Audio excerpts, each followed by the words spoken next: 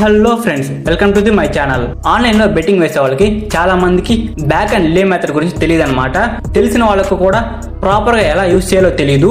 Back and లే method ని base చేసుకొని మనం కనుక బెట్టింగ్ వేయగలిగితే మనీ లాస్ అయ్యే పరిస్థితి ఉండదన్నమాట. ప్రతి మ్యాచ్ కూడా మనం ప్రాఫిట్ లోనే ఉంటాము. అసలు ముందుగా బ్యాక్ అంటే ఏమిటి, లే అంటే ఏమిటి? బ్యాక్ అంటే ఏం లేదు, మనం ఏ టీం అయితే గెలుస్తుందని మనీ అయితే వేస్తామో ఆ టీం గెలిస్తేనే మనకి మనీ అనేవి వస్తాయి. ఆ టీం కనుక ఓడిపోతే మనం వేసిన మనీ అనేవి పోతాయి అన్నమాట. అదే లే అంటే ఏమిటంటే మనం ఏ టీం మీద అయితే మనీ వేస్తామో ఆ టీం కాకుండా ఆపోజిట్ టీం కనుక గెలిస్తే మనకి మనీ అనేవి వస్తాయి.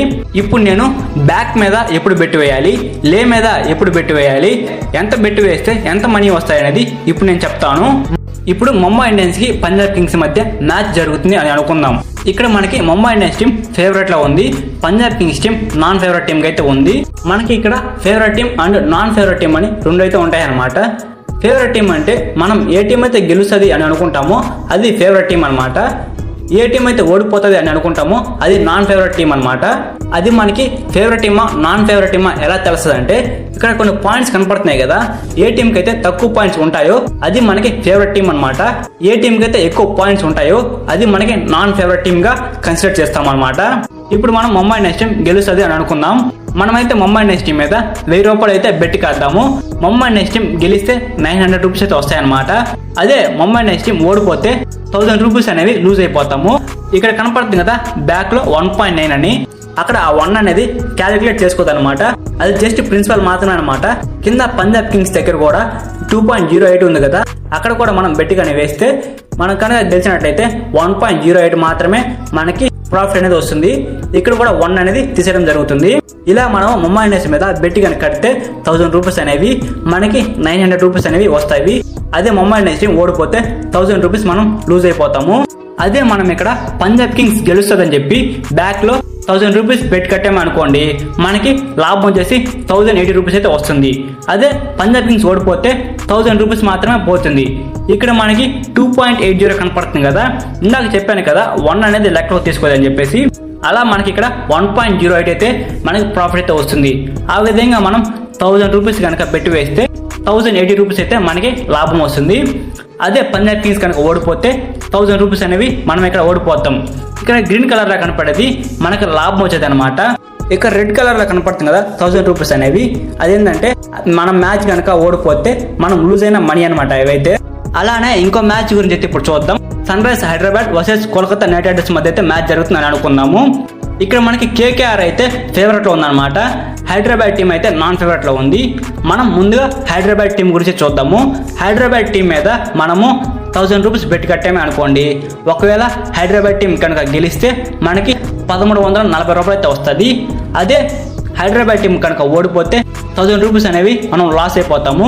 అదే కేకేఆర్ టీం మీద మనము 1000 రూపీస్ కనుక బెట్ కడితే కేకేఆర్ టీం కనుక గెలిస్తే మనకి 720 రూపీస్ అయితే వస్తాయన్నమాట. అదే కేకేఆర్ టీం కనుక ఓడిపోతే మనము 1000 రూపీస్ అనేవి లాస్ అయిపోతాము. మీకైతే బ్యాక్ గురించి పూర్తిగా అర్థమైంది అని అనుకుంటున్నాను. ఇప్పుడైతే మనం లే గురించి అయితే చూద్దాము. లే గురించి చెప్పాలంటే బ్యాక్ కి ఆపోజిట్ అనమాట లే అనేది.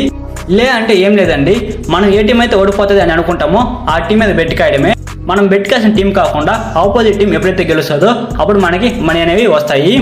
ఇక్కడ చూస్తున్నారా, ముంబై ఇండియన్స్ టీం మీద మనం లేలో 1000 రూపీస్ బెట్ కాసామే అనుకోండి, ఇక్కడ పంజాబ్ కింగ్స్ టీం కనుక గెలిస్తే మనకి 1000 రూపీస్ వస్తాయి.